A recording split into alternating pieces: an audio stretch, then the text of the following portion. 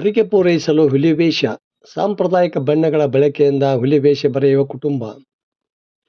ಹಿಂದೂ ಮುಸ್ಲಿಮರ ಭಾವೈಕ್ಯತೆಯ ಮೊಹರಂ ಬಂತೆಂದರೆ ಸಾಕು, ಎಲ್ಲೆಲ್ಲೂ ಹುಲಿವೇಷಧಾರಿಗಳು ಕಾಣಸಿಗುತ್ತಾರೆ. ಮೊಹರಂನ ಮೊದಲ 5 ದಿನ ಊರು ತುಂಬ ಈ ಹುಲಿವೇಷಧಾರಿಗಳು ಕುಣಿತ ಹಬ್ಬಕ್ಕೆ ಮೆರುಗು ನೀಡುತ್ತದೆ. ಹುಲಿವೇಷ ಬರೆಸಿಕೊಳ್ಳುವುದರ ಹಿಂದೆ ಒಂದು ನಂಬಿಕೆಯೂ ಇದೆ. ಸಂತಾನ ಭಾಗ್ಯ, ಕುಟುಂಬದ ಆರೋಗ್ಯ, ವಿವಿಧ ರೀತಿಯ ಸಮಸ್ಯೆಗಳ ಪರಿಹಾರಕ್ಕಾಗಿ ದೇವರ ಮೇಲೆ ಅಚಲವಾದ ನಂಬಿಕೆಯಿಂದ ಹರಕೆಯನ್ನು ಕಟ್ಟಿಕೊಳ್ಳುವುದು ಒಂದು ಪದ್ಧತಿ ಹಿಂದಿನಿಂದಲೂ ನಮ್ಮ ಸಮಾಜದಲ್ಲಿ ಬೆಳೆದು ಬಂದಿದೆ. ನನ್ನ ಮಗ ಹುಲಿಯಂತಾಗಲಿ, ಆರೋಗ್ಯವಂತನಾಗಲಿ ಎಂದು 5, 11 ಇಲ್ಲವೇ 21 ವರ್ಷದವರೆಗೆ ಅಥವಾ ಜೀವಂತ ಇರುವವರೆಗೂ ಸಹ ಹುಲಿವೇಷ ಭರಿಸುತ್ತೇವೆ ಎಂದು ದೇವರ ಮೇಲೆ ಹರಕೆ ಕಟ್ಟಿಕೊಳ್ಳುತ್ತಾರೆ. ಪ್ರತಿ ವರ್ಷ ಮೊಹರಂ ಹಬ್ಬದಲ್ಲಿ ಹುಲಿವೇಷ ಭರಿಸುವ ಮೂಲಕ ಹರಕೆಯನ್ನು ತೀರಿಸುತ್ತಾರೆ.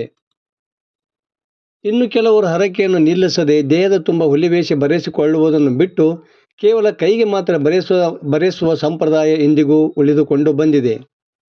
ಅಂದಹಾಗೆ ಗದಗ ಜಿಲ್ಲೆ ಲಕ್ಷ್ಮೇಶ್ವರ ನಗರ ಚಿತ್ರಗಾರ ಅಥವಾ ಗಾಯಕರ ಕುಟುಂಬ ಕಳೆದ 4 ತಲೆಮಾರುಗಳಿಂದ ಈ ಹುಲಿವೇಷವನ್ನು ಬರೆಯುವ ಕಲೆಯನ್ನು, ಭಕ್ತಿ, ಶ್ರದ್ಧೆ, ನಂಬಿಕೆಯನ್ನು ಉಳಿಸಿಕೊಂಡು ಬಂದಿದೆ. ದೇಹದ ಚರ್ಮಕ್ಕೆ ಯಾವುದೇ ಹಾನಿ ಮಾಡದ ಸಾಂಪ್ರದಾಯಿಕ ಬಣ್ಣಗಳನ್ನು ಬಳಸಿ ಅಲಂಕಾರಿಕ ಚಿತ್ರಗಳನ್ನು, ಸುಳಿವುಗಳನ್ನು ಹಳದಿ, ಕೆಂಪು, ಹಸಿರು, ಕರಿ ಈ 4 ಮುಖ್ಯ ಬಣ್ಣಗಳಾಗಿ ಬಳಸಿ ಹುಲಿವೇಷ ಬರೆಯುವ ಸಂಪ್ರದಾಯವನ್ನು ಅತಿ ಜತನದಿಂದ ಕಾಪಾಡಿಕೊಂಡು ಬರುತ್ತಿದೆ. ಗಾಯಕರ ಕುಟುಂಬ ಹುಲಿವೇಷ ಬರೆಯುವುದಕ್ಕೆ ಪ್ರಸಿದ್ಧಿಯನ್ನು ಪಡೆದಿದೆ.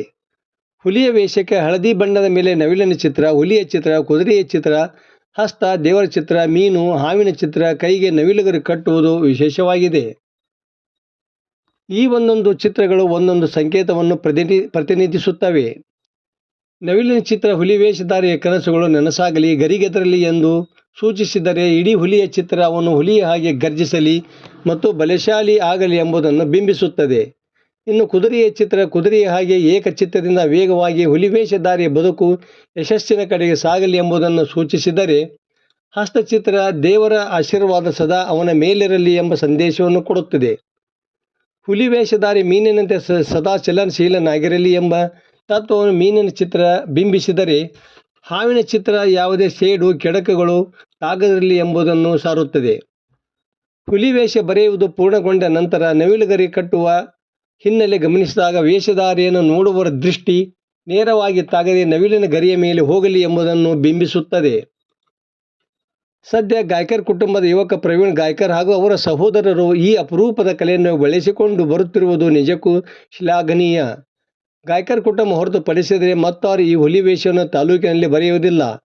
ಹೀಗಾಗಿ ಲಕ್ಷ್ಮೇಶ್ವರ ತಾಲೂಕಿನ 10 ಹಳ್ಳಿಗಳ ಹರಕೆದಾರರು ಪ್ರತಿ ವರ್ಷ ಇವರ ಹತ್ತಿರ ಹುಲಿವೇಷ ಬರೆಸಿಕೊಳ್ಳಲು ಬರುತ್ತಾರೆ.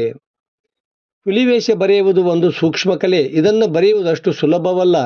ಬಣ್ಣ ಮತ್ತು ಕಲೆಯ ಬಗ್ಗೆ ಅಪಾರ ಅನುಭವ ಅಗತ್ಯ. 4 ತಲೆಮಾರುಗಳಿಂದ ನಮ್ಮ ಹಿರಿಯರು ಇದನ್ನು ನಡೆಸಿಕೊಂಡು ಬರುತ್ತಿದ್ದು, ನಾನು ಕೂಡ ಈ ಪರಂಪರೆಯನ್ನು ಬಿಡಬಾರದು ಎಂದು ಮುಂದುವರಿಸಿದ್ದೇನೆ ಎಂದು ಪ್ರವೀಣ್ ಗಾಯಕರ ತಿಳಿಸಿದರು. ವರದಿ ನಾಗರಾಜ್ ಹಣಿಗೆ, ಪ್ರಜಾಧ್ವನಿ, ಲಕ್ಷ್ಮೇಶ್ವರ.